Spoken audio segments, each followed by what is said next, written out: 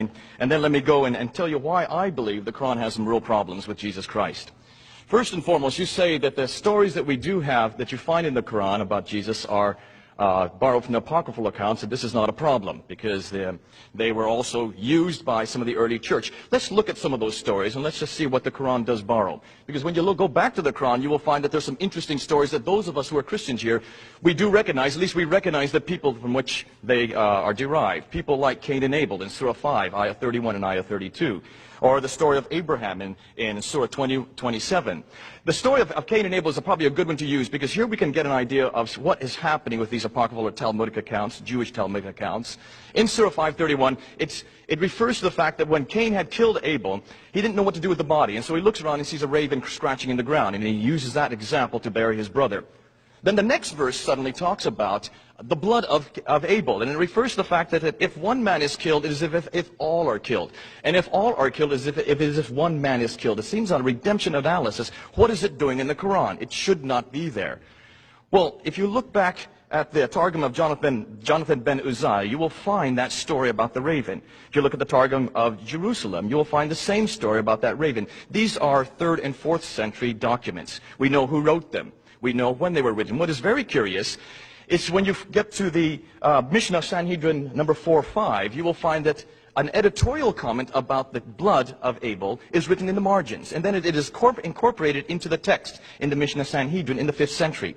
Now, interestingly, the story about the raven plus the editorial comments about the blood of Abel is then incorporated into the next copy, and it is this story plus its editorial comment that makes its way into the Quran in the 7th or 8th century. Can you see why we're bringing these up, Shabir? You cannot have pieces of literature that were considered to be apocryphal pieces of literature, they were not considered to be part of the canon, written by men, for men, in the Quran, if it claims to be the divine book of God, the final revelation, Surah 43. There's other stories. I can talk to you about Abraham, Surah 21. Here's Abraham smashing some idols. He's thrown into a fiery pit. It's a good story. It's not in my Bible. Where do you think it comes from? I can tell you where it comes from. It comes from the Midrash of Rabbah. Again, another 4th century document. One of the great stories I love is the story of Solomon and Sheba. This is a terrific story. Here's King Solomon. He has some birds. He trains up. The hoopa bird's missing. He gets angry. Where's that hoopa bird? It comes flying from the south. It's seen a beautiful queen in the south. He goes and sends the hoopa back to look at that, to go back to that queen, to tell her to come up and visit him. She comes up to visit him there in Jerusalem, comes into his throne room. He has a mirrored floor. She's never seen a mirrored floor before. She lifts up her skirt. A great story. Is it in your Bible? It's not in mine. Where is it from? Do you know where it's from, Shabir? Do you know where it's from? Almost the exact same story, word for word, can be found in the 2nd Targum of Esther. Now, what are these Targums and these Mishnahs? These are apocryphal accounts. These are Jewish fables. They're folk tales. They were written in the 4th and 5th century, and they were written in the vernacular of that place and that time. Therefore, they would have been easily accessible to the Arabs in the 7th century. Now, why is it that the Arabs, or whoever was that put the Quran together, did not go back to the original Bible and get their authentic tales?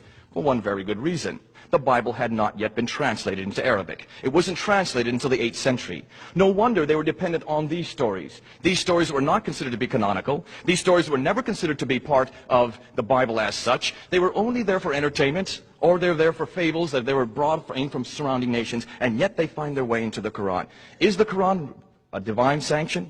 Was it sent down by God? Not with these kind of fables inside. But see, it even gets worse. Not only did they borrow from surrounding nations, we now know that the Quran probably did not even exist at the time of Muhammad, or it existed at the time immediately after Muhammad. Because what Muslims tell us is that the Quran was sent down Tanzil to a man named Muhammad in the early part of the 7th century, and then it was written down after his death, right within 2 years of his death, at the time of Abu Bakr, between 632 634. But it had to be rewritten again at the time of Uthman, the 3rd caliph, in around 650, mid-7th century. Now, the question I always ask my Muslim friends is, where are these manuscripts that were written down?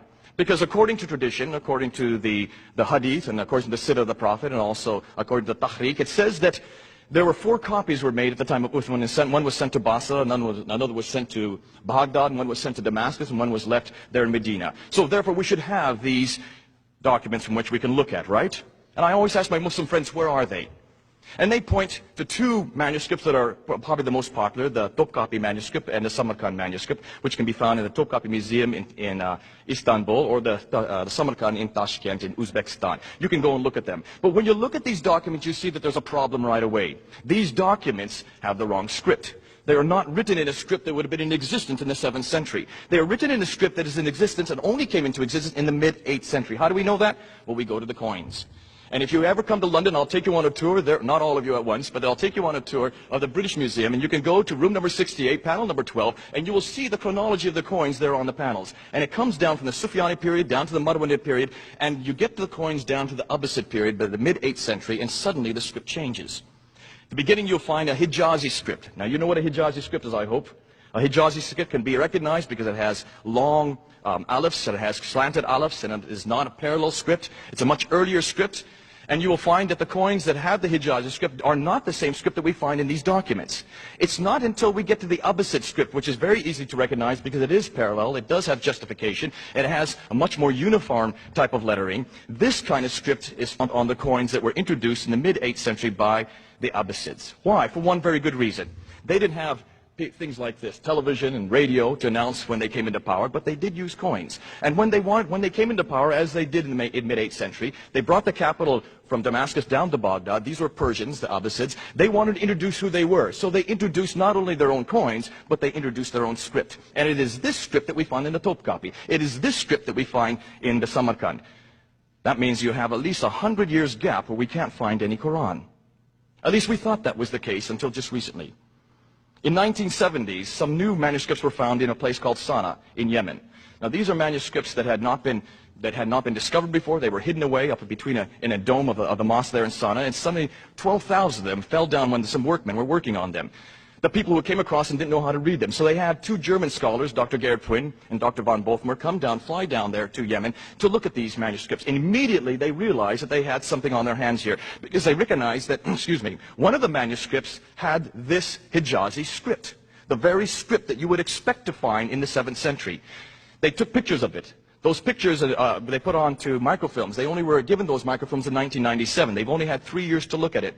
Now, I've seen Dr. Gerhard Pwin. I've talked to him face to face, and he's told me some things about those scripts which I cannot say today because he's not yet published it. But let me tell you what he has told me and what is published that is available for you to listen. Just let me tell you what they found in those manuscripts. First of all, more than half of the text is made up of ambiguous letters, which need diacritical marks for an understanding.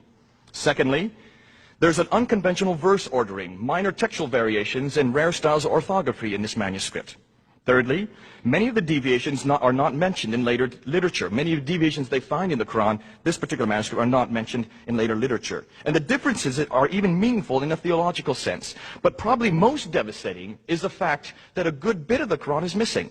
And it's not the fact that it's just missing because it's been lost or eaten by a goat or burnt by some individual. Dr. Pwin showed me one page of this Quran, and it has Surah 19 that comes halfway down the page, and then it jumps to Surah 22. What happened to Surah 20 and 21? And that's not the only place. There are other places a jump between Surah 26 and 37, between Surah 67 and 71. They're just missing. Now, when he looked at the text, and when he looked at the scriptures in the text, he was able to date this to 705, between 705 and 715. That means this would be the earliest manuscript we have of the Quran. It would predate the Topkapi and the Samarkand by at least 50 to 60 years. What does that tell you? Well, what it tells me is that what we have here, we finally have manuscript evidence that shows that the Quran evolved. It did not come down complete at one time in the mid-7th century. As late as the early 8th century, we're finding already deviations. We're finding complete surahs that are missing. It is not until we get to the Samarkand and the Topkapi, which have been proven not to be even 8th century documents, but 9th century documents, that we finally see a full Quran that is parallel to the Cairene text that we use today. But hold on a minute. Even when we look at the Samarkand document, we now have done studies on it, and this is interesting. I've not yet met one Muslim that has done a study on the Samarkand document, or the Topkapi, or the 2165 Ma'il document, or the Sana'a manuscript. None of the Muslims want to talk about the Quran, just as Shabir Ali didn't want to talk about his Quran. Why? Because when you look at that Samarkand document, and it has been done, we find that only 33% of the Quran is there. And amongst that 33%, we can find already 100 manuscript variants from the Cairene text that we have today. No wonder people do not want to go to the Quran to find out who Jesus Christ is. We're not even sure that this Quran was even in existence in the 7th century. I have no idea whether Muhammad ever knew much of the Quran that we talk about coming from divinely inspired by him. Do you see the difficulty that we're having? You've got to do a historical application. And when you start doing that, you suddenly realize that which Islam is dependent upon does not have any authority for